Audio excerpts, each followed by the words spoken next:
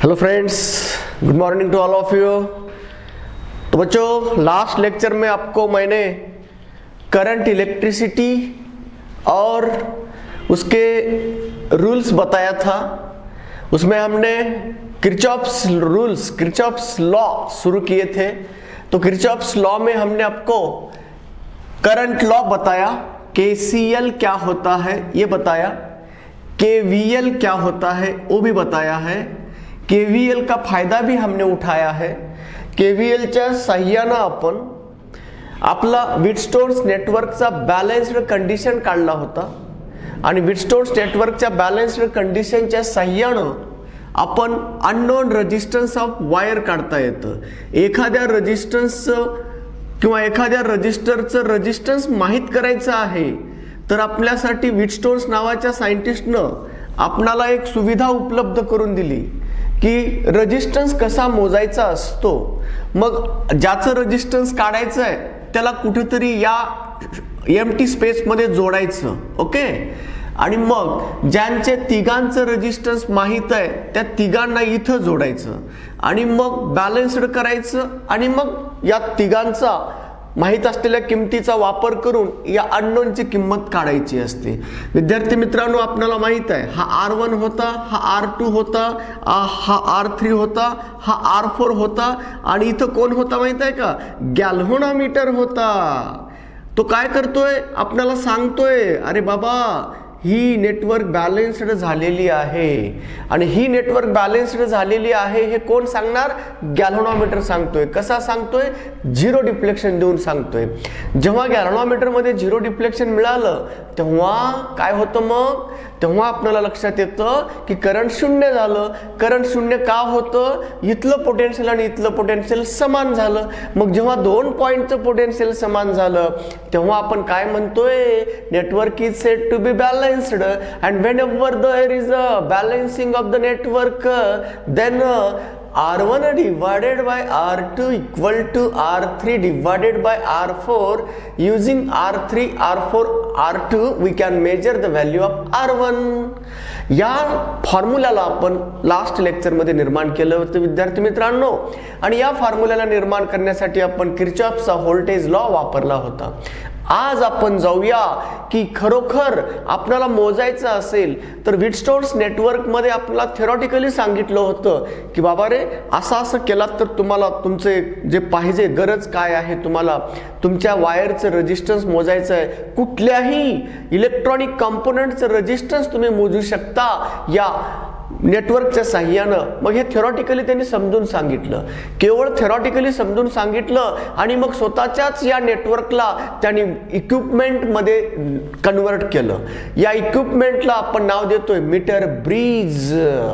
आणि म्हणून विद्यार्थी मित्रांनो, इथं आपल्याला वीटस्टोन्स नावाच्या सायंटिस्टनं स्वतःच्या नेटवर्कचा वापर करून एक ब्रिज निर्माण करून दिला, एक इक्विपमेंट निर्माण करून दिला, एक डिव्हाइस निर्माण करून दिला। त्या डिव्हाइसचं नाव आहे मीटर ब्रिज। त्यांनी काय केलं बाळांनो? त्यांनी या रेजिस्टन्सच्या जागी एक गॅप ठेवला, या रेजिस्टन्सच्या जागी एक गॅप ठेवला आणि या रेजिस्टन्सच्या जागी आणि या रेजिस्टन्सच्या जागी युनिफॉर्म वायर वापरलं। 1 मीटर लांबीचं वायर या दोन रेजिस्टन्सच्या जागी वापरायचं ठरवलं त्यांनी। आणि इथे एक गॅप ठेवला ज्याला तुम्हाला नोन रेजिस्टन्स मोजायचं, अननोन रेजिस्टन्स मोजायचं आहे त्याला या गॅप मध्ये जोडू शकता आणि दुसऱ्या गॅप मध्ये काय जोडू शकता? दुसरा नोन रेजिस्टन्स जोडायचा। तो कसा असावा? तो बदलता पण आला पाहिजे, त्याचबरोबर त्याची किंमत पण आपल्याला माहित झाली पाहिजे। म्हणजे किती बदलत आहोत आपण, किती रेजिस्टन्स ठेवत आहोत ते पण कळलं पाहिजे आणि त्याला बदलता पण आला पाहिजे। म्हणून विद्यार्थ्यांनो, या वीटस्टोन्स नेटवर्कच्या सहाय्यानं त्यांनीच वीटस्टोन्स मीटर ब्रिज निर्माण केला। आणि तो मीटर ब्रिज कसा आहे त्याचा इन्स्ट्रुमेंटल डायग्राम, त्याच्यावर नेहमी क्वेश्चन बोर्ड तर विचारतच, पण बोर्डासोबत स्पर्धा परीक्षेमध्ये सुद्धा क्वेश्चन विचारला जातो. जेवढे जेवढे इन्स्ट्रुमेंट ॲप्लिकेशन ओरिएंटेशन आहेत त्याच्यावर हमखास क्वेश्चन विचारला जातो आणि पेपर सेटर सुद्धा त्याचा विचार करत असतो. विनाकारण कुठलेही इन्स्ट्रुमेंट जेव्हा बनतात ना, इन्स्ट्रुमेंट आला रे आला की ॲप्लिकेशन आलंच तिथं. कारण कुठलाही इन्स्ट्रुमेंट पर्पजफुल्ली बनवलेला असतो, काही ना काही त्याचा उपयोग आहेच. म्हणून उपयोग कशाचा कुठं असतो हे विद्यार्थ्याला जाणलं पाहिजे, विद्यार्थ्यांनी जाणलं पाहिजे, त्याचं उत्तर त्याला काढता आलं पाहिजे. हा हेतू असतो कुठल्याही परीक्षकाचा. आणि म्हणून परीक्षेमध्ये प्रश्न विचारत असताना, या ॲप्लिकेशन ओरिएंटेशनचे प्रश्न विचारत असताना हा विचार मस्ट करतात ते पेपर सेटर. म्हणून विद्यार्थ्यांनो, या व्हीटस्टोन्स नेटवर्कच्या मदतीनं व्हीटस्टोन्सचा मीटर ब्रिज कसा तयार केला आणि त्याला इन्स्ट्रुमेंटचं नाव द्यायचं आहे मीटर ब्रिज. तर एका लाकडी फळीवर, वुडन प्लॅंकवर त्यांनी काय केलं, 3 मेटलच्या पट्ट्या, बेंडेड 2 आणि एक स्ट्रेट, अशा 3 मेटलच्या स्ट्रिप्स फिक्स करून ठेवला. वायर जर असं घेऊन हँग करत जर बसलो आपण तर वायरमध्ये लूज कनेक्शन, इकडे तिकडे हलणं वगैरे वगैरे मग डिस्टर्ब होतं. म्हणून आपल्याला जर प्रत्येक कनेक्शन फर्म आणि 100% कॉन्टॅक्टचा हवा असेल तर तुम्हाला वायर बदलले पाहिजे नाहीत किंवा वायर हल्ले न पाहिजेत. म्हणून फिक्स्ड एका लाकडी फळीवर 3 मेटलच्या पट्ट्या असं फिक्स केलेल्या असतात, जेणेकरून 2 छोटे गॅप तयार झाले पाहिजेत. 3 मेटलच्या पट्ट्यामध्ये 2 छोटे गॅप तयार होतात आणि एक लांबलचक वायर आपल्याला जोडायचं असतं. म्हणून आता या चौघांची मांडणी एका कशात करतोय मी, लाकडी फळीवर तयार करतोय. त्याला आपण सर्वजण म्हणतो मीटर ब्रिज. आता ही लाकडी फळी आहे ना, त्या लाकडी फळीवर असे मेटलच्या पट्ट्या लावतोय. ही एक मेटलची पट्टी आहे, ही दुसरी मेटलची पट्टी आहे आणि इथे दुसरा गॅप तयार करण्यासाठी तिसरी मेटलची पट्टी आहे. हे एका लाकडी फळीवर फिक्स केलं जातं स्क्रूच्या साह्यानं आणि कनेक्टिंग स्क्रूज इथे लावले जातात. इथे एक स्क्रू असतो, इथे एक स्क्रू असतो, इथे एक असतो, इथे एक असतो, इथे एक असतो, इथे एक असतो, इथे एक असतो. हे 3 फळ्या, 3 मेटलच्या पट्ट्या या एका वुडन प्लॅंकवर स्क्रूच्या साह्यानं फिट केलेले असतात. ओके बेटा. हां, त्याच्यानंतर हा जो मोठा गॅप आहे ना, हा मोठा गॅप, या मोठ्या गॅपमध्ये काय केलं जातं, 1 मीटर लांबीचं मीटर पट्टी असते याच्या बाजूला, याच्या खाली मीटर पट्टी असते. 1 मीटर लांब वायर स्ट्रेच करून फिट केलेलं असतं. म्हणजे 1 मीटर इथं सोबतच पट्टी असते, त्याच्या खालून पट्टी असते, मीटर स्केल असते, त्याच्यावर कॅलिब्रेशन असतं. 0 पासून 1 2 3 4 5 पुढचे 5, नंतर 1 सेंटीमीटर, असं सेंटीमीटरवर याच्यामध्ये मांडणी असते बाळांनो. तर मग आता पुन्हा, मग आता हे बघा, हा जंक्शन इथं घेणार मी, हा रेजिस्टन्स इथं जोडायचा. ओके. मग आता ज्याचं रेजिस्टन्स काढायचं आहे त्याला तुम्ही इथं जोडू शकता, आहे का नाही. आता अननोन रेजिस्टन्स काढायचं आहे, आर ची किंमत काढायचं आहे, त्याला मी इथं जोडलं. ज्याचं रेजिस्टन्स तुम्हाला माहित आहे तो रेजिस्टन्स बॉक्स नावाचा एक सुविधा उपलब्ध करतो. व्हेरिएबल रेजिस्टन्स 2 प्रकारचे असतात, रिओस्टॅट आणि रेजिस्टन्स बॉक्स.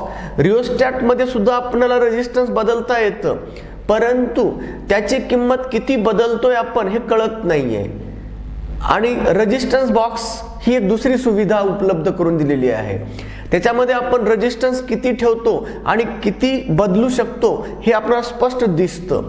म्हणून रेजिस्टन्स बॉक्स इथं वापरायचा, जेणेकरून आपल्याला रेजिस्टन्स किती ठेवतोय आणि किती बदलतोय हे कळतं. रिओस्टॅट बदलू शकतो आपण, पण त्याचं रेजिस्टन्स किती ठेवायला लागलोय ते तिथं कळत नाहीये.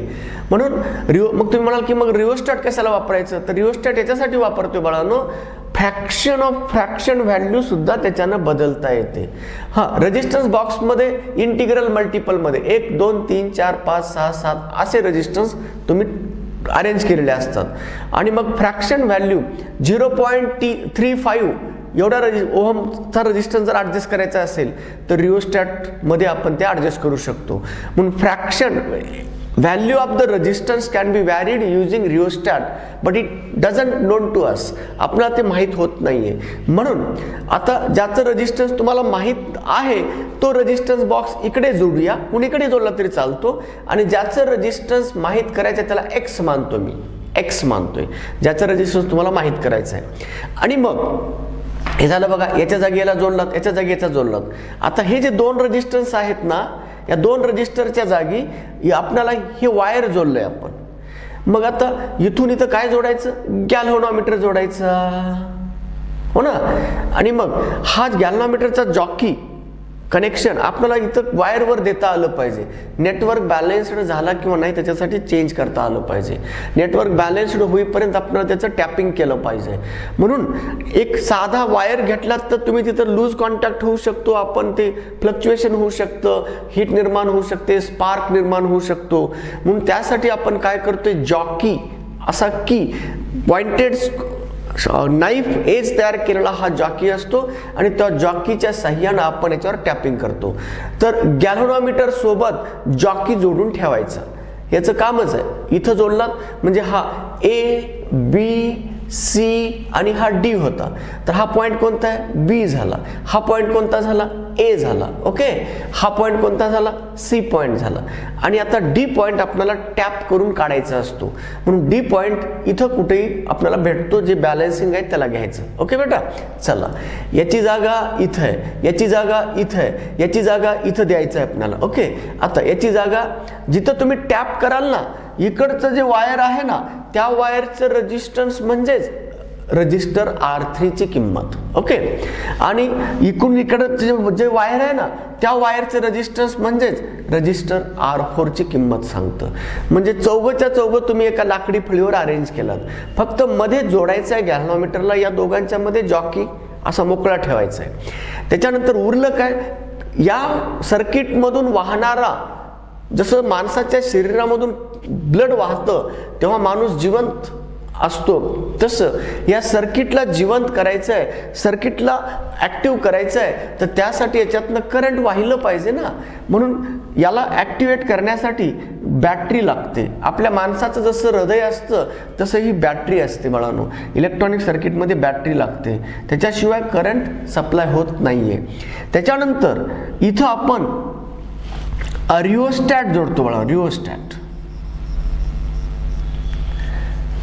इथं रेजिस्टन्स बॉक्स, इथं रिओस्टॅट. रेजिस्टन्स बॉक्स आपल्याला माहीत पाहिजे रेजिस्टन्स, याचं रेजिस्टन्स माहीत नसतं तरी चालतं. आपलं याचं काम काय आहे ते पण सांगतोय बाळांनो. चला, हा आहे रिओस्टॅट, हा आहे सेल. याला ड्रायव्हर सेल म्हणतो आपण. ड्रायव्हर सेल ड्राईव्ह करतो ना या इक्विपमेंटला, या इन्स्ट्रुमेंटला. आणि हा रिओस्टॅट, वाटल्यास इथं तुम्ही की टाकू शकता, कंट्रोल स्विच ऑन ऑफ करण्यासाठी की, कंट्रोल की म्हणतात त्याला. म्हणून अशा पद्धतीचा हा व्हीटस्टोन्स मीटर ब्रिज इन्स्ट्रुमेंट तयार झाला.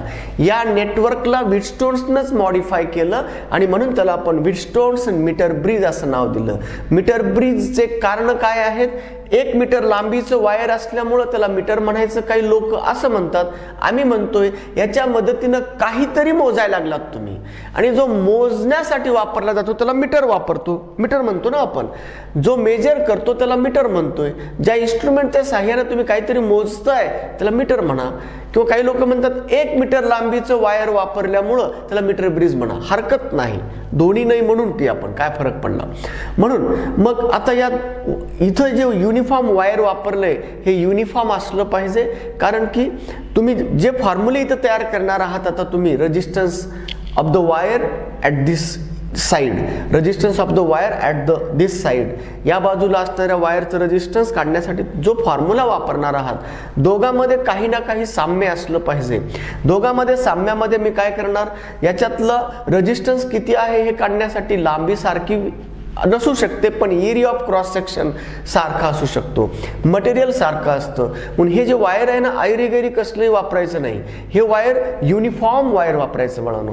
म्हणून विद्यार्थी मित्रांनो, हा झाला इक्विपमेंट, त्याला म्हणायचं मीटर ब्रिज, याला म्हणायचं इन्स्ट्रुमेंट. आणि या इन्स्ट्रुमेंटच्या साह्यानं आपण आता प्रयोग करणार आहोत. मग हा मीटर ब्रिज एक्सपेरिमेंट करत असताना पहिलं काम झालं एक्सपेरिमेंटल अरेंजमेंट. ही अशी अरेंजमेंट आहे बघा बरं, दोघांमध्ये साम्य आहे का नाही. म्हणून हा पण व्हीटस्टोन्सचाच नेटवर्क आहे, पण त्याचं मॉडिफाईड फॉर्म आहे आणि याला डिव्हाइस म्हणतोय आपण, मीटर ब्रिज असं नाव देतोय. आता याच्या मदतीनं आपण काय करणार आहोत, या unknown resistance of the wire मोजायचं आहे आपल्याला. मग काय करूया आपण, नेटवर्क बॅलन्स्ड करावं लागतो आणि मग ही कंडिशन वापरायची असते आणि त्याच्या मदतीनं आपण अननोन रेजिस्टन्स काढण्याचं काम करतोय. मग चला या, हा जो जॉकी आहे ना हा मोकळा ठेवलेला आहे तुम्ही सध्या. पटकन काय करायचं, की क्लोज करायचं. की क्लोज केल्याबरोबर बॅटरी करंट सप्लाय करते. मग बॅटरीतनं करंट इथून येणार, इथं येणार, इथून हे पट्टी आहे बरं, ही लाकडाची पट्टी नाही, ही मेटलची पट्टी आहे, धातूची पट्टी आहे. मग इकडनं पण करंट असं जाणार, असं जाणार, इथून असं जाणार, इथून असं जाणार आणि इकडनं पण करंट इकडे यायला लागलं. त्याचबरोबर या वायर मधून सुद्धा करंट इकडे वाहणार आहे. बघा, की क्लोज केल्याबरोबर करंट वाहू लागलं. काही करंट या मार्गानं, या मार्गानं, या मार्गानं रिओस्टॅटकडे येतं आणि या मार्गानं वापस बॅटरीकडे येतं. विद्यार्थी मित्रांनो, बॅटरी जेव्हा करंट देते ना ती चार्जेसला पाठवते एनर्जी देऊन, आणि जेवढे चार्जेस ती पाठवते ना तेवढे चार्ज ती घेतेच, वापस आलेच पाहिजेत. ती बॅटरी जी आहे ना, बॅटरीचं किंवा सेलचं काम मी मागच्या लेक्चरमध्ये सांगितलं की कुठलाही सोर्स कुणाला पाठवतो, चार्जेसला, इलेक्ट्रॉन्सला आहे ना, काय देऊन, एनर्जी देऊन, एक वेळेस फिरून ये याच्यासाठी दिलेली एनर्जी असते. म्हणून मग आता येताना जेव्हा त्यांनी चार्जेसला सोडलं, जसं एखादा सैन्याची तुकडी युद्ध करण्यासाठी निघाली सर्व साधन सामुग्री घेऊन आणि मग युद्धामध्ये लढले आणि मग सर्वच्या सर्व वापस आले, तर कंपल्शन नाही की प्रत्येकाकडे दिलेलं इन्स्ट्रुमेंट वापस यावं. त्यानं वापरलंय ना, त्याच्या गोळ्या वापरलेल्या आहेत, त्यांनी त्याचं इन्स्ट्रुमेंट वापरलाय, गरज नाही, माणूस फक्त त्याला वापस आला पाहिजे. तसं बॅटरी काय करते, चार्जेसला देते आणि हे चार्जेसला पळतात चार्जेस आणि वापस येताना मात्र तेवढेच आले पाहिजेत. हे बॅटरीची मात्र कंडिशन आहे. म्हणून या बॅटरीतनं चार्ज येणार, या वायरमधून काही जाणार, या वायरमधून काही जाणार. आता लक्षात घ्या बाळांनो, गॅल्व्हनोमीटर मधून आले का हो, कुठं नाही. का नाही, तर करंट वाहण्यासाठी सर्किट क्लोज झाला पाहिजे. आता गॅल्व्हनोमीटरचा जॉकी इथं ओपन ठेवलाय तुम्ही, म्हणजे गॅल्व्हनोमीटरला ओपन सर्किटमध्ये असल्यामुळं गॅल्व्हनोमीटर मधून सध्या करंट जात नाही. मग गॅल्व्हनोमीटर मधून करंट जात नाहीये हे मान्य आहे, पण या सर्किट मधून तर करंट चाललंय ना. मग सर्किट मधून करंट चाललंय पण गॅल्व्हनोमीटर मधून जात नसल्यामुळे गॅल्व्हनोमीटर सध्या झिरो डिफ्लेक्शन दाखवतोय. आता नंतर काय करूया आपण, जॉकीला उचला. आता जॉकीला उचलूया आणि adjust the resistance box R and rheostat RH. आता जॉकी उचला, हातात घ्या आणि रिओस्टॅटला असं ॲडजस्ट करा की जॉकीच्या या टोकाच्या पोझिशनला, जॉकीला जेव्हा तुम्ही इथं जोडलात, इथं टच केलात, या वायरच्या ए टर्मिनलला जेव्हा जॉकी टच केलात, तेव्हा आता गॅल्व्हनोमीटर डिफ्लेक्शन दाखवणार. का दाखवणार, कारण की गॅल्व्हनोमीटरला तुम्ही क्लोज सर्किटमध्ये आणलंय. मग डिफ्लेक्शन दाखवणार म्हणजे नक्कीच करंट चाललंय याच्यातनं. आता करंट कुणीकडनं कुणीकडे जात असेल तुम्हीच बघा. आता विद्यार्थी मित्रांनो, ही बॅटरी आहे 6 व्होल्टची. आपण मानूया 6 व्होल्टची बॅटरी आहे. इथं +3 व्होल्ट आहे आणि इथं -3 व्होल्ट आहे बाळांनो. इथं +3 व्होल्ट आहे, इथं -3 व्होल्ट आहे. दोघांचा पोटेन्शियल डिफरन्स किती झालं बघा बरं, 3 मायनस ऑफ -3 म्हणजे 3 अधिक 3 6 व्होल्ट. म्हणून 6 व्होल्टचा हा पोटेन्शियल डिफरन्स या वायरच्या अक्रॉसमध्ये निर्माण झाला. मग हे जे 6 व्होल्ट आहे हे वायरवर जागी जागी जागी जागी जागी जागी जागी जागी डिवाइड झालं. मग या वायरवर 6 व्होल्टचा पोटेन्शियल डिवाइड करणं म्हणजे त्याला म्हणतात पोटेन्शियल डिवायडर अरेंजमेंट. मग पोटेन्शियल डिवायडर अरेंजमेंट करण्याचं काम कुणाचं आहे, या रिओस्टॅटचं आहे. रिओस्टॅटचं काम काय आहे, तुम्हाला परीक्षेमध्ये बोर्डाच्या फायनल एक्झाममध्ये जर एक्सटर्नल एक्झामिनर येऊन आला तर तो विचारतो कसा बघा, काय काम आहे या रिओस्टॅटचं, का जोडलात तुम्ही, रेजिस्टन्स बॉक्स का जोडलात, हे का जोडलात, हे का जोडलात, हे का जोडलात, याचं काय काम आहे. प्रत्येक इन्स्ट्रुमेंटचं काम तुम्हाला माहीत असलं पाहिजे. म्हणून आम्ही जरी तुम्हाला इथे थेअरीमध्ये शिकत असेल तर प्रॅक्टिकलमध्ये तो विद्यार्थ्यांनी उत्तर देता आलं पाहिजे त्याला, म्हणून आम्ही हे स्पष्ट करतोय. याचं काम काय आहे याला तर मोजायचंय तुम्हाला. याचं काम काय आहे, रेजिस्टन्स आपणाला बदलता पण आला पाहिजे आणि बदललेला रेजिस्टन्स जाणला सुद्धा पाहिजे. म्हणून रेजिस्टन्स बॉक्स याचं काम काय, कंट्रोल करणं, स्विच ऑन ऑफ करण्यासाठी याचा वापर होतो. याचं काम काय, करंट सप्लाय करणं. आणि याचं काम काय, याचं काम खूप अत्यंत महत्त्वाचं आहे. या वायरमध्ये तुम्हाला 2 सेपरेट रेजिस्टर्स बनवायचे असतील ना, तर इथल्या पोटेन्शियलच्या प्रत्येक या तुकड्यावर, या वायरवरच्या प्रत्येक पॉइंटला पोटेन्शियल भिन्न भिन्न तयार झालं पाहिजे, वेगवेगळं पोटेन्शियल निर्माण झालं पाहिजे. त्याला म्हणतात potential is divided over the length of wire. या वायरच्या लांबीवर पोटेन्शियल काय झालेलं असतं, डिवाइड झालेलं असतं. म्हणजे इथलं पोटेन्शियल वेगळं, तर इथं 3 आहे ना, इथं कुठेतरी 2 आहे, इथं कुठेतरी 1 आहे, इथं कुठेतरी 0 आहे, इथं -1 आहे, इथं -2 आहे. ओके, असं प्रत्येक पॉइंटला पोटेन्शियल डिवाइड करण्याचं काम रिओस्टॅटचं आहे बाळांनो. म्हणून या खालच्या अरेंजमेंटला आपण पोटेन्शियोमीटर सुद्धा म्हणतोय. Potential divider arrangement consists of cell, control key, rheostat and uniform wire called as potentiometer. पण हे पोटेन्शियोमीटर पुढचा घटक आहे आपल्या बाळांनो, पुढचा इन्स्ट्रुमेंट आहे. पण इथं आपण मीटर ब्रिज बद्दल जाणतोय. मग आता मला सांगा, ज्या क्षणाला तुम्ही जॉकी इथं टच केलात, आता लक्षात घ्या, जसं पोटेन्शियल इकडे डिवाइड झाले ना या वायरवर, तसं इकडे पण डिवाइड होणार.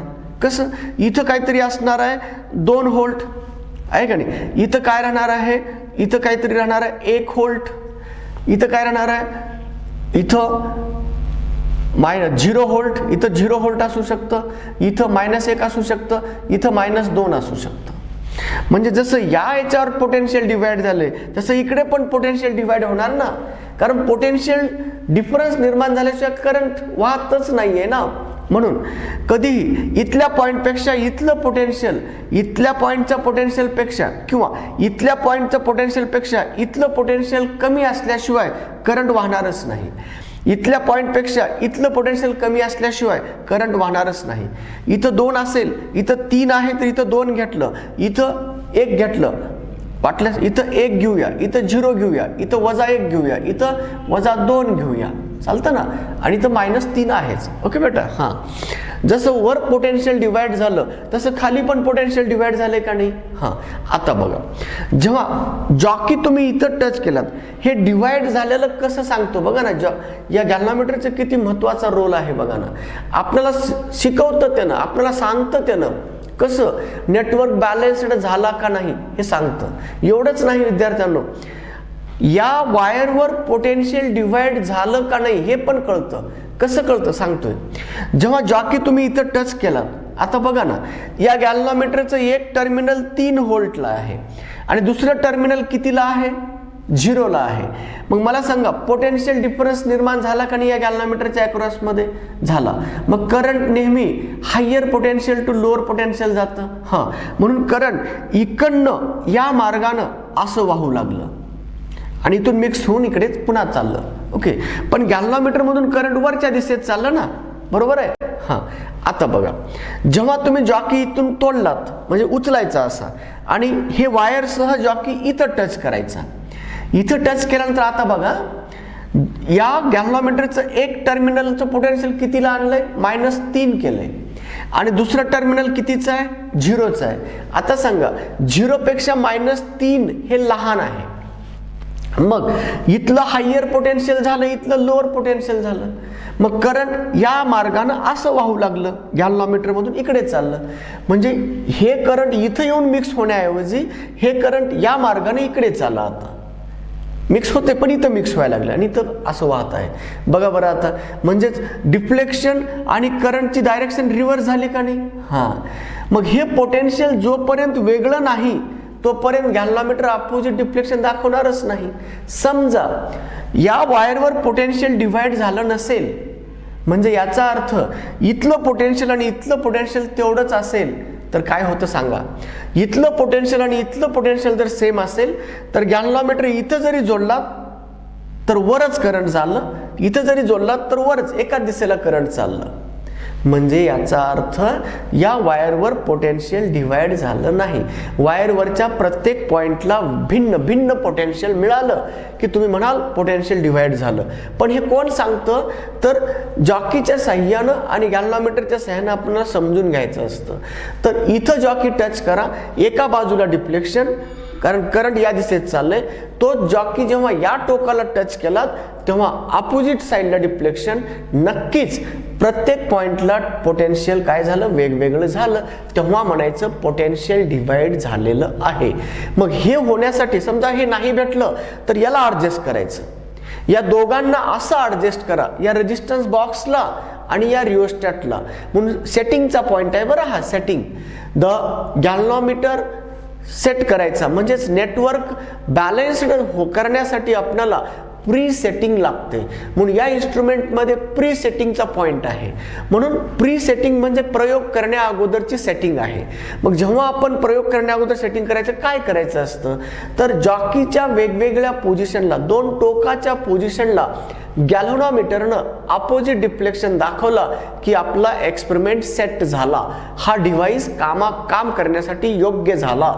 म्हणून तो अयोग्य आहे का योग्य आहे प्री सेटिंग करून बघायचा.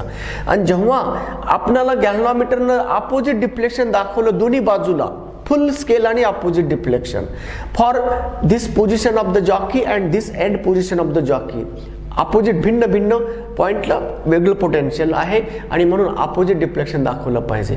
तर अपोजिट का भेटतं, कारण कळलं का बाळांनो, जॉकी इथं टच केला वर चालू होतं करंट, जॉकी इथं टच केल्यानंतर खाली येत होतं करंट. मग करंटची दिशा बदलली की गॅल्व्हनोमीटर डिफ्लेक्शनची दिशा सुद्धा बदलतो, हे आपण मागे सांगितलंय. म्हणून मग अपोजिट डिफ्लेक्शन दाखवले की समजायचं की network is set to be in ready state. Okay, मग आता जॉकी हे कसं कळलं, पोटेन्शियल डिवाइड झालेलं, अपोजिट डिफ्लेक्शन दाखवलं की मग ओके झालं, मग रेडी टू वर्क. हे झालं प्री सेटिंगचा पॉइंट. आता वर्किंग काय आहे, ऍक्च्युअल काम काय करायचं आहे. ऑलरेडी तुम्ही की क्लोज केले ना, आता काय करा, tap the jockey on the wire. जॉकीला टॅप करा, जॉकीला टॅप करा इन्स्टेड ऑफ स्लाइडिंग. आळशी लोक असतात काही, हा जॉकी घेतात, या वायरवर इथं टच करतात आणि असं घासत जातात. फ्रिक्शन होतं, हो फ्रिक्शन झालं ना हीट निर्माण होते, हीट निर्माण झालं ना टेम्परेचर वाढतं, टेम्परेचर वाढलं ना परिणाम करतं रेजिस्टन्सवर. मग तुम्हाला जो रेजिस्टन्स पाहिजे तो मग टेम्परेचर डिपेंडेंट रेजिस्टन्स वापरावा लागतो. मग कॉम्प्लिकेटेड फॉर्म्युला येतो. मग आपण जे मोजतोय या सूत्रानुसार मोजणार आहोत. मग यामध्ये जो फॉर्म्युला येणार आहे तो आता वेगळा येणार आहे. म्हणून त्यासाठी तुम्हाला रेजिस्टन्स मोजण्यासाठी टेम्परेचर कॉन्स्टंट ठेवलं पाहिजे, या पूर्ण वायरचं टेम्परेचर कॉन्स्टंट ठेवलं पाहिजे. म्हणून त्यासाठी आपण जॉकीला असं घासू नका, उचलून ठेवा एक, आणि इकडे बघा, नजर गॅल्व्हनोमीटरकडे, जॉकी इथं टच करा, नजर तिकडे, इथं टच करा, उचलून ठेवा. उचलून ठेवण्याच्या प्रोसेसचं नाव आहे टॅपिंग. ओके, टॅप करा. म्हणून tap the jockey on the wire AC obtain. मग आता मला सांगा, इथलं पोटेन्शियल 0 आहे, तर इथं जेव्हा जॉकी इथं टच केलात तेव्हा पोटेन्शियल काय झालं, समान झालं. मग गॅल्व्हनोमीटरच्या दोन्ही टोकाचं पोटेन्शियल समान झालं. मग गॅल्व्हनोमीटरच्या दोन्ही टोकाचं पोटेन्शियल जर समान झालं, करंट वाहणार का, नाही वाहणार, करंट शून्य झालं. मग करंट शून्य झालं म्हणलं की नल डिफ्लेक्शन म्हणायचं त्याला. मग डिफ्लेक्शन 0 झालं तर नल डिफ्लेक्शन म्हणायचं. म्हणून करंट शून्य तर डिफ्लेक्शन शून्य, म्हणून त्याला नल डिफ्लेक्शन किंवा 0 डिफ्लेक्शन म्हणतात. आणि ज्या क्षणाला गॅल्व्हनोमीटरने 0 डिफ्लेक्शन दाखवलं रे दाखवलं, पटकन म्हणायचं नेटवर्क इज बॅलन्स्ड. का, शून्य डिफ्लेक्शन म्हणजे पोटेन्शियल समान, पोटेन्शियल समान, पोटेन्शियल समान, तर आपण बॅलन्स्ड झाला नेटवर्क म्हणायचं. मग when network is balanced then apply this condition. R1 ची जागा कोण आहे, X, म्हणून R1 च्या जागी X घेणार. R2 च्या जागी कोण आहे, resistance in resistance box R. Okay, जे तुम्ही निवडलाय तो रेजिस्टन्स याच्यातला तो कळतो, त्या बॉक्सवर असतो तो. त्याच्यानंतर जॉकी जेव्हा इथं टच केला होता तेव्हा तुमचं काय झालंय, नल डिफ्लेक्शन भेटलंय. मग आता काय करायचं, इकडचं डिस्टन्स मोजा या वायरचं. म्हणून measure the distance of null point D, null point D, हा डी आहे ना इथला, हा इथं डी द्यायचा. Measure the distance of null point D from the end A and end C. D पॉइंटचं एंड ए पासूनची लांबी आणि डी पॉइंटचं एंड सी पासूनची लांबी मोजायचं.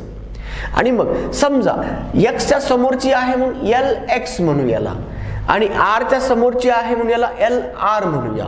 ही लांबी मोजलात, ही लांबी मोजलात, प्रयोग संपला हो तुमचा, दुसरं काहीच करायचं नाही आता. मग ही लांबी मोजलात म्हणजे तुम्ही रेकॉर्ड केलात, ही लांबी मोजलात म्हणजे तुम्ही रेकॉर्ड केलात. मग आता रेजिस्टन्स R1 च्या जागी x ठेवलात, R2 च्या जागी R ठेवलात, R3 म्हणजे या वायरचं रेजिस्टन्स. मग या वायरचं रेजिस्टन्सचं सूत्र कसं आहे, तुम्हाला लांबी माहीत झाली तर मग तुम्हाला मागे शिकलोय बघा, resistance depend upon length, area of cross section कसं असतं. मटेरियल तर सेम आहे, रेजिस्टिव्हिटी रो, म्हणून we have resistance R equal to rho L upon A. हा फॉर्म्युला वापरूया आता. मग resistance of the wire having length L X, एलच्या जागी एल एक्स ठेवा, आणि मग रेजिस्टन्स R3 ची जागा rho into L X divided by area. Instead of R3 the value of resistance of the wire of length L X याची किंमत ठेवला. त्याच्यानंतर या सूत्रानुसार या एल आर लांबीच्या वायरचं पण रेजिस्टन्स सांगू शकतात, त्याला तुम्ही R4 ची जागा द्या, म्हणून rho into L R divided by A. Okay, हा रो ए म्हणून तर म्हणलं ना, वायर युनिफॉर्म असलं की याचा एरिया आणि याचा एरिया कॅन्सल होतो ना, आणि सेम मटेरियलचं असल्यामुळं रेजिस्टिव्हिटी कॅन्सल. म्हणून X upon R equal to L X divided by L R. मग x equal to R into L X divided by L R. तुम्ही एल एक्स मोजलाय, एल आर मोजलाय, आर मोजलाय, आर माहित आहे. या सूत्रानुसार तुम्ही अननोन रेजिस्टन्स एक्स ची किंमत काढलात, संपलं. काही वेळेस तुम्हाला फक्त एल एक्स जरी मोजलात ना, एल आर नाही मोजलात तरी चालतं. का, टोटल लांबी 100 सेंटीमीटरची आहे ना, म्हणून 100 मायनस एल एक्स दिलात तरी चालतं. म्हणून केवळ एकच जरी लांबी मोजलात तरी सुद्धा तुम्हाला हरकत नाही, कारण तुम्हाला माहित आहे टोटल वायरची लांबी 100 सेंटीमीटर आहे. म्हणून 100 मधून एल एक्स मायनस केलात तरी या सूत्रानुसार सुद्धा तुम्ही काय करू शकता, unknown resistance of the wire measure करू शकता. Using this value we can measure the unknown resistance of the wire. तर विद्यार्थी मित्रांनो, हा एक एक्सपेरिमेंट आपला संपला. Measurement of unknown resistance of a wire using Wheatstone's network. Wheatstone's meter ब्रिजच्या साह्यानं unknown resistance of the wire मोजता आलं. हा होता मीटर ब्रिज एक्सपेरिमेंट, आणि त्याच्या मदतीनं वायरचं रेजिस्टन्स कसं मोजायचं. आता पुढचा क्वेश्चन असा आहे, म्हणजेच प्रिकॉशन्स. हा प्रयोग करत असताना काही काळजी घ्यायची असते, प्रिकॉशन्स घ्यायचे असतात. म्हणजेच प्रिकॉशन्स म्हणजे कॉशन्स म्हणजे काय, काळजी, पूर्व काळजी म्हणायचं.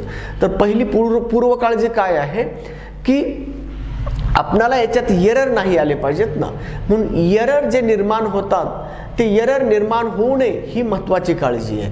मग एरर निर्माण करणारे कोण असू शकतात, तर what are the sources of errors in the metre bridge experiment. Metre bridge experiment मध्ये एररचे सोर्सेस कोण आहेत, एरर निर्माण करणारे सोर्सेस कोण आहेत, तर ते कोण आहेत त्याचं पण नॉलेज झालं पाहिजे. म्हणून आता प्रिकॉशनच्या अगोदर सोर्सेस ऑफ एरर कळले पाहिजेत, कारण प्रिकॉशन एरर अवॉइड करण्यासाठीच घेतो ना पूर्व काळजी. म्हणून प्रिकॉशनच्या अगोदर एररचे सोर्सेस, म्हणून एरर निर्माण करणारे सोर्सेस ऑफ एरर्स. ओके बेटा, मग आता सांगा, सोर्सेस ऑफ एरर निर्माण करणारं पहिलं आणि महत्वाचं कारण आहे कॉन्टॅक्ट रेजिस्टन्स. आता कॉन्टॅक्ट रेजिस्टन्स मुळे पहिलं कारण आहे कॉन्टॅक्ट रेजिस्टन्स. तर कॉन्टॅक्ट रेजिस्टन्स काय प्रकार आहे बाळांनो, तर नीट लक्षात घ्या बरं बाळांनो. कॉन्टॅक्ट रेजिस्टन्स मुळे काय एरर निर्माण होऊ शकतो, आणि मग कॉन्टॅक्ट रेजिस्टन्स कसा काढायचा ते सांगतोय. बाळांनो, ही पट्टी आहे, इथं पट्टी आहे, आणि या पट्टीला वायरनं फिक्स केलेलं आहे. तर पट्टीला वायर गुंडाळायचं कसं, हा प्रश्न आहे ना. म्हणून बोलणं सोपं आहे हो, पण करणं अवघड आहे. मग आता मला सांगा, जेव्हा हे वायर तुम्ही इथं जोडणार आहात, पट्टीसोबत कनेक्ट करणार आहात, तर तुम्ही काय केलं जातं बाळांनो, आता हा स्क्रू असतो, हा स्क्रू असतो पट्टीच्या वर, ही पट्टी आहे, हा स्क्रू आहे, ओके. आणि इथं खाली तुम्ही वायर असं गुंडाळलेलं असतं, त्याला गुंडाळलं असतं आणि ही पट्टी दाबली जाते. मग खालचं लाकडी फळी आणि या पट्टीच्या मध्ये हे फिट केलं जातं आणि वरून स्क्रू ड्रायव्हरच्या साहाय्याने त्याला टाईट केलं जातं. म्हणून हा स्क्रू ड्रायव्हरच्या साहाय्याने टाईट करता, हे असं मध्ये स्क्रू आहे, याला वायर गुंडाळलेलं आहे आणि लाकडी फळी आणि याच्यामध्ये ते फिट केले तुम्ही. मग आता मला सांगा, हे झाकलेलं आहे का नाही, पट्टीच्या खाली वायर असा आहे, ठीक आहे, आणि स्क्रू इथं ठेवलाय तुम्ही आणि वरून पट्टी दाबलेली आहे, ओके बेटा, अशी पट्टी दाबलेली आहे. आता नेमकं वरच्या पट्टीचा आणि या वायरचा कॉन्टॅक्ट नेमकं कुठं झाला असावा? इथं पण होऊ शकतो, इथं पण होऊ शकतो, इथं पण होऊ शकतो, इथं पण होऊ शकतो, इथं पण होऊ शकतो. पण तुम्ही अंतर मोजताना कुठून मोजताय? हो का, इथून मोजताय. अंतर मोजताना डिस्टन्स LX मोजताना हो का, इथून मोजताय.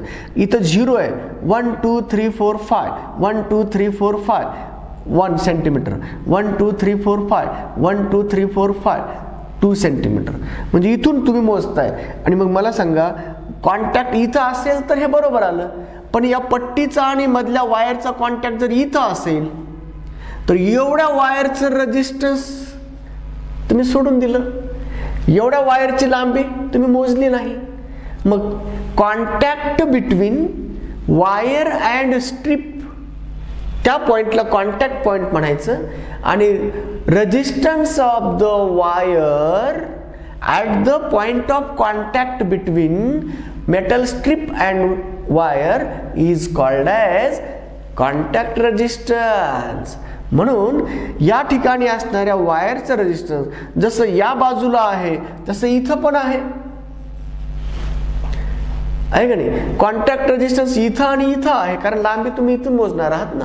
म्हणून इथं काही रेजिस्टन्स गेला तुमचा, इथं काही रेजिस्टन्स गेला, म्हणजे तुम्ही मोजलेली किंमत 100% खरी नाही. म्हणजे तुमच्या मेजरमेंटमध्ये दोष आहे.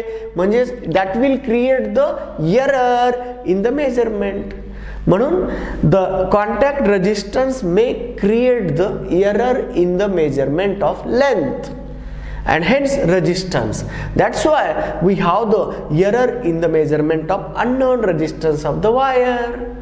Right बेटा? म्हणून कॉन्टॅक्ट रेजिस्टन्स काय प्रकार आहे कळला ना? तर पट्टी सोबत जेव्हा वायर जोडतोय तिथं तुम्ही गुंडाळलेलं असतं, वरून स्क्रू टाईट केलेला जातो.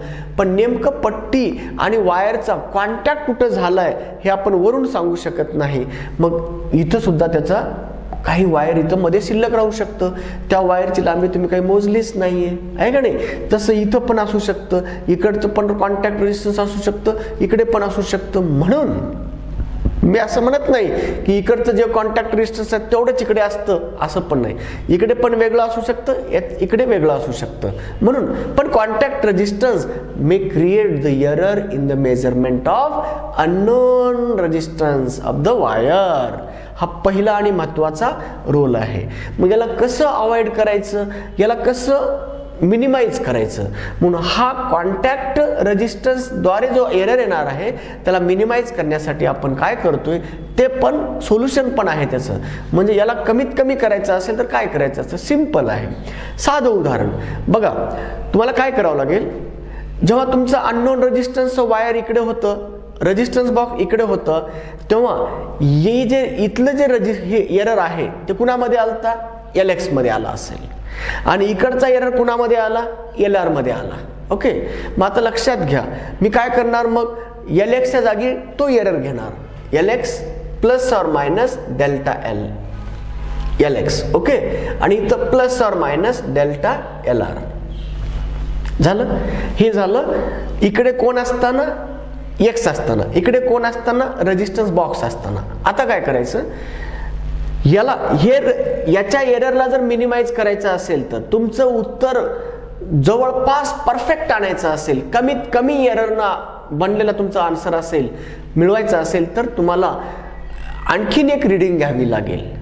One more extra reading, we have to take one more extra reading by exchanging the positions of X and R. X आणि आर ला एक्सचेंज करा आणि पुन्हा एक रीडिंग घ्या. आणि मग जेव्हा तुम्ही आर ला इकडे आणलात, मग आता मला सांगा इकडे तुम्ही एल आर घेणार का नाही. मग आता जो डेल्टा हा जो एरर होता तो कुणामध्ये येणार, आता नेक्स्ट टाइम मध्ये एल आर मध्ये येणार, याच्यामध्ये येणार. आणि जेव्हा तुम्ही एक्स इकडे आणलाय तेव्हा आता हा इकडे कोण आला, एल एक्स आला. मग इथं जो एरर येणार होता तो आता एल आर मध्ये राहणार का, नाही, कुणामध्ये आला, एल एक्स मध्ये. म्हणजेच हा जो एरर होता डेल्टा एल आर तो इकडे आला. म्हणजेच जो एरर इकडे होता वर होता तो खाली आला आणि खालचा एरर वर गेला. रेशो मध्ये काय झालं, कमी झालं. म्हणून in order to minimize the error due to contact resistance, we have to take one more reading by exchanging the positions of x and r. x आणि r ला आदला बदल करून आपला रीडिंग घ्यावी लागेल. मग तुमचा हा एरर मिनिमाइज केला. म्हणजे मी सोबत सोर्सेस ऑफ एरर पण सांगतोय आणि त्याला मिनिमाइज करण्याची पद्धत सुद्धा सांगतोय. म्हणून बाळांनो, हा एक्सपेरिमेंट करत असताना तुम्हाला एका रीडिंग मध्येच तुमचं समाधानकारक उत्तर भेटेल अशी अपेक्षा असते, पण तशी अपेक्षा नका ठेवू. आणखीन एक एक्स्ट्रा रीडिंग घ्या. आणि मग पण एक्स्ट्रा रीडिंग घ्या म्हणजे जसं घ्यायचं नाही, त्यांची आदला बदल करून घ्या. मग दुसरी रीडिंग येईल, हा x1 आला, दुसरी रीडिंगचा x2 येणार आणि मग दोघांची मीन व्हॅल्यू काढलात ना, पुन्हा तुमचं करेक्टनेस वाढणार. म्हणजे तुमच्या मेजरमेंट मधले एरर मिनिमाइज होणार आणि तुम्हाला करेक्ट रिझल्ट भेटणार. म्हणून कॉन्टॅक्ट रेझिस्टन्स मुळे निर्माण झालेला एरर हा मिनिमाइज करता येतो आणि तो कसा मिनिमाइज करायचा हे सुद्धा सांगितलं. आता पुढचं का, फक्त एवढंच कारण आहे का हो एरर निर्माण करणार, नाही ना. दुसरं कोण आहे, मग दुसरं कारण आहे की नॉन युनिफॉर्मॅलिटी ऑफ द वायर जर चुकून आपण प्रयत्न करतोय, आपल्या हातात काय आहे मला सांगा बरं. हे जे वायर वापरलं गेलेलं आहे किंवा हे वायर जे वापरलं गेलेलं आहे याच्यात युनिफॉर्मॅलिटी आहे का नाही, आपण थोडंच मध्ये जाऊन पाहू शकतो का, नाही पाहू शकत. फक्त विश्वास ठेवतो ना त्या कंपनीवर किंवा ज्यांनी ते वायर बनवलं त्याच्यावर विश्वास ठेवतो, डोळे झाकून विश्वास ठेवतो आणि पटकन आपण वायर जोडतो आणि महत्वाचा डिव्हाइस आपण लावतो. आणि आपला एवढा महागडा लाखो रुपयाचा डिव्हाइस भ्रष्ट झाला तरी आपण काहीच करू शकत नाही. म्हणजे इतका विश्वास आपण त्या लोकांवर ठेवतोय ते वायर युनिफॉर्म असेल म्हणून. तसं समजा बाय चान्स तिचं फॉल्ट आहे त्या वायरमध्ये, युनिफॉर्म वायर नसेल तर काय होणार. म्हणून वायर जर तुमचं युनिफॉर्म नसेल, जागी जागी कुठे जॉईंट दिलेला असेल तर मात्र एरर डेफिनेटली येणार. म्हणून नॉन युनिफॉर्मॅलिटी ऑफ द वायरमुळे एरर कसा येतो तर बघा, जर वायर युनिफॉर्म नसेल, इथला एरिया ऑफ क्रॉस सेक्शन वेगळा, इथला एरिया ऑफ क्रॉस सेक्शन वेगळा असेल तर एरिया कटेल का, आता नाही. म्हणजे हा फॉर्म्युला तुम्हाला मिळेल का, नाही मिळणार. म्हणजे तुमच्या फॉर्म्युल्यातच दोष आला आता. म्हणून in order to minimise the error due to non-uniform wire, we must try to use the wire as possible as uniform. Using the uniform wire, we can minimize the error due to non-uniformity of the wire. तिसरा error आहे बाळांनो, use the galvanometer as possible as sensitive. Nonsense galvanometer, non sensitive galvanometer चा वापर केला तुम्ही तर error येऊ शकतो का. तुम्ही जर जॉकी इथं टच केलात तरी गॅल्व्हनोमीटर झिरो डिफ्लेक्शन दाखवतं, थोडंसं बाजूला जरी टच केलात तरी गॅल्व्हनोमीटर तिथंच डिफ्लेक्शन दाखवत असेल, म्हणजे तुमचा गॅल्व्हनोमीटर सेन्सिटिव्ह नाही, तुमचा गॅल्व्हनोमीटर नॉन सेन्सिटिव्ह आहे. म्हणजेच जरी 1 सेंटीमीटर जागा सोडली जॉकीनं तरी गॅल्व्हनोमीटर झोपेतच आहे. त्याला म्हणायचं नॉन सेन्सिटिव्ह. मग तुम्ही वापरलेला गॅल्व्हनोमीटर कसा असावा, मग नॉन सेन्सिटिव्ह गॅल्व्हनोमीटरच्या मदतीनं किंवा नॉन सेन्सिटिव्ह गॅल्व्हनोमीटर असल्यामुळं निर्माण झालेला जो एरर आहे तो एरर जर तुम्हाला मिनिमाइज करायचा असेल तर तुम्हाला पर्याय एकच आहे, you have to use the galvanometer as possible as high sensitivity. म्हणून लार्ज सेन्सिटिव्हिटी असणारा गॅल्व्हनोमीटर तुम्ही वापरणार. आणि हा तिसरा error, possible source of error, जो तिसरा कारण आहे एरर निर्माण करणारं, ते तुम्ही मिनिमाइज करू शकता. म्हणून हा नॉन युनिफॉर्म वायरचं हा एरर झाला आणि हा नॉन सेन्सिटिव्ह गॅल्व्हनोमीटरचा. आणि चौथा आणि शेवटचा एरर पॉसिबिलिटी ही आहे की जर तुम्ही हे मग मॅनमेड आहे, पर्सनल एरर येतं, ते पर्सनल, हे इन्स्ट्रुमेंटल एरर झाले. आता पर्सनल एरर काय आहे? आपण काय करतोय, जॉकी काय करतोय, टॅप करण्याऐवजी जर स्लाइड करत असाल तर स्लाइडिंग ऑफ जॉकी, जॉकीला स्लाइड केल्यामुळं सुद्धा एरर येऊ शकतो आहे ना. आणि मग आपण जर स्लाइडिंग केल्यामुळे एरर का आला, मग असेच सांगितलं, स्लाइड केला, फ्रिक्शन झालं की हीट निर्माण झाले की टेम्परेचर वाढलं की रेजिस्टन्सवर परिणाम होतो आणि रेजिस्टन्स ऑफ दिस वायरचा फॉर्म्युला आपण हा वापरू शकत नाही. टेम्परेचर डिपेंडंट रेजिस्टन्स घ्यावं लागेल, त्याच्यात अल्फा वगैरे सांगत बसावं लागेल, मग या मटेरियलचा अल्फा काय आहे ते स्टडी करावं लागेल, मग हे कुठाने वाढत जातात. म्हणून एक काम करा ना, मग स्लाइडिंग करू नका ना, टॅप करा की हो, जॉकी उचलून ठेवा ना. जसं आपल्याला लहानपणी आपले आई वडील सांगायचे बघा, पाय उचलून टाक बाळा, असं म्हणायचे ना, पाय उचलून टाक आणि पाय मोजायचे. मग लहान मुलाला आपल्याला चैन टाकली जाते आपल्या पायामध्ये, खुळखुळ आवाज आला की आपण उचलून टाकतो. म्हणून चैन, लहान मुलाच्या पायात चैन टाकण्याचं कारणच ते असतं की त्याने उचलून पाय टाकला तरच आवाज येतो आणि मग त्या मुलाला उचलण्याची सवय निर्माण होते आणि मग पाय उचलून टाक म्हणण्याची गरजच पडत नाहीये. म्हणून त्या लेकराला आवाज आला की त्याला मजा वाटते आणि मग ते लेकरू पाय आपटायची सुरुवात करतं, पाय उचलण्याची सवय त्याला निर्माण झालेली असते. मग पाय घासत जर चालला तर आपण काय म्हणतो, अपंग आहे म्हणतो का नाही, हा तसं पाय उचलून टाकण्याची सवय जर त्या मुलाला करायचा असेल लहानला तर टॅपिंग करणं असं म्हणतोय. तसं हा जॉकी आपल्याला टॅप केला पाहिजे आणि मग टॅप केल्यामुळं स्लाइडिंग नाही झालं, स्लाइडिंगमुळं एरर निर्माण झालेला इथं मिनिमाइज झाला. म्हणून these are the 4 sources of errors. Okay, आणि मग यांना अवॉइड करायचं असेल, याला मिनिमाइज करायचं असेल, त्याचा रिस्पेक्टिव्ह मी पर्याय सुद्धा सांगितलेले आहेत. मग आता प्रिकॉशन काय आहेत, तर प्रिकॉशन याला अवॉइड करायचं आहे. म्हणून प्रिकॉशन नंबर 1 आहे use the galvanometer as possible as sensitive. हे सर्व प्रिकॉशन घ्यायचं. 4 प्रिकॉशन आले. पहिलं precaution, take the one more reading by exchanging the positions. त्यानंतर नॉन युनिफॉर्म वायरच्या ऐवजी युनिफॉर्म वायर वापरा. त्यानंतर सेन्सिटिव्ह गॅल्व्हनोमीटर वापरा. शेवटी instead of tapping, instead of sliding, tap the jockey on the wire. तर अशा पद्धतीने विद्यार्थी मित्रांनो, मीटर ब्रीज नावाचा एक्सपेरिमेंट, व्हीटस्टोन्स मीटर ब्रीज नावाचा experiment unknown resistance of the wire मोजण्यासाठी आपण याचा वापर करतो. लगेच लोकांना कळलं, अरे व्हीटस्टोन्सनं मीटर ब्रीजच्या साह्यानं रेजिस्टन्स कसा मोजायचा हे समजलंय, कळून दाखवलं, जगाला एक इन्स्ट्रुमेंट दिलेलं आहे. हे कळल्याबरोबर लोकांची गर्दी निर्माण झाली आणि मग व्हीटस्टोन्सकडे गर्दी निर्माण कशाची झाली असेल, काही लोक ज्यांचं रेजिस्टन्स मोजायचं आहे ते घेऊन येऊ लागले, मला याचं रेजिस्टन्स मोजून दे, मला याचं रेजिस्टन्स मोजून दे, मला याचं रेजिस्टन्स मोजून दे. त्याच्यामधला एक माणूस कोण होता की त्याच्याकडे गॅल्व्हनोमीटर होता आणि तो म्हणतो या गॅल्व्हनोमीटरचं मला रेजिस्टन्स मोजून दे.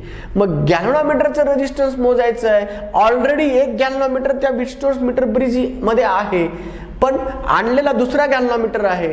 मग त्या गॅल्व्हनोमीटरचं रेजिस्टन्स मोजायचं आहे. मग लगेच व्हीटस्टोन्स काय करतो, त्याच्या हातातला तो गॅल्व्हनोमीटर घेतो आणि मग परंपरेनुसार या गॅपमध्ये जोडतो आणि मग हा गॅल्व्हनोमीटर जोडलाय तुम्ही, त्याचा LG म्हणा. आता जिकडे गॅल्व्हनोमीटर जोडताय त्याला LG म्हणा, LG इकडचा LR.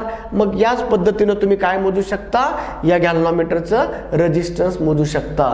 गॅल्व्हनोमीटरला इकडे जोडा, रेजिस्टन्सला इकडे आणा, पुन्हा एकदा रीडिंग घ्या, गॅल्व्हनोमीटरचं रेजिस्टन्स मोजलात. परंतु जेव्हा तुम्ही गॅल्व्हनोमीटर इथं जोडलात तर सर्किटमध्ये किती गॅल्व्हनोमीटर आहेत, आता 2 झाले ना. हा ज्याचं रेजिस्टन्स मोजायचा आहे तो एक, आणि नेटवर्क बॅलन्स्ड झाला किंवा नाही, नल डिफ्लेक्शन मिळालं का नाही, नेटवर्कमध्ये काय प्रीसेटिंग केलं का नाही, गॅल्व्हनोमीटर या वायरवर पोटेन्शियल डिवाइड झालं का नाही, हे सांगणारा गॅल्व्हनोमीटर हा एक आहे. मग सर्किटमध्ये 2 गॅल्व्हनोमीटर तयार झालेत. मग काम तर झालं हो आपलं, त्या ध्येय किंवा जे हेतू होता तो साध्य झाला. त्या गॅल्व्हनोमीटरचं रेजिस्टन्स मोजता आलं, पण शहाणपणे काही लोक असे असतात ना, मग काहीतरी वेगळं करायचं आपल्याला. काय वेगळं करायचं आहे, तर केल्विन नावाच्या सायंटिस्टनं त्याच्यात वेगळेपणा निर्माण केला. दोन गॅल्व्हनोमीटरच्या मदतीनं आपण गॅल्व्हनोमीटरचं रेजिस्टन्स मोजण्यापेक्षा ज्या गॅल्व्हनोमीटरचं रेजिस्टन्स मोजायचं आहे त्यालाच जोडा, याचं काहीच काम नाहीये. दुसरा गॅल्व्हनोमीटर न जोडता सुद्धा हे काम करू शकतो. हे केल्विन नावाच्या सायंटिस्टनं जगाच्या समोर काय एक वेगळी मेथड निर्माण केली आणि म्हणून त्या मेथडचं नावच पडलं Kelvin's method to measure the resistance of galvanometer. म्हणून आपल्या सिलेबसला, बोर्डच्या सिलेबसला असो की आपल्या स्पर्धा परीक्षेच्या सिलेबसला असो, की रेजिस्टन्स ऑफ गॅल्व्हनोमीटर मोजणारा हा केल्विनची मेथड म्हणतो आपण. पण विद्यार्थी मित्रांनो, केल्विनची मेथड ही एक वैशिष्ट्यपूर्ण मेथड आहे. त्याच्यामध्ये ज्या गॅल्व्हनोमीटरचं रेजिस्टन्स मोजायचं आहे त्यालाच जोडलं जातं आणि दुसरा